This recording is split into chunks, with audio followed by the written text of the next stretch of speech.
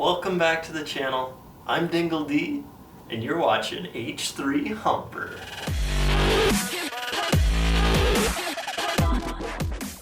Today I'm going to be using a compression tester gauge to check for compression on the H3. And this is just a little rental gauge set from the auto parts store. I'll pop off the intake tubing, the coils, and then remove the spark plugs.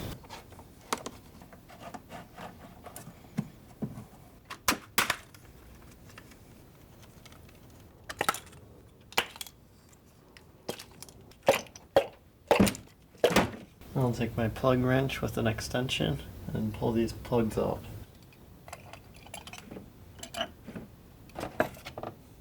I'll start with cylinder 1, continue with cylinder 2, 3, 4, and 5. Each time I do this, I'm going to take note of what the compression gets to.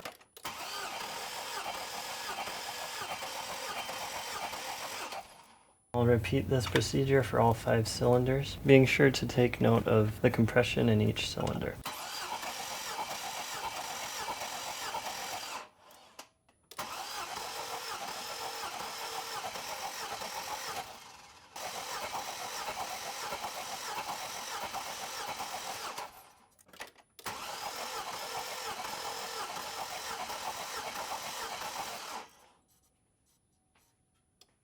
This is valuable information. You're able to compare this to your factory service manual to see if your compression is within spec.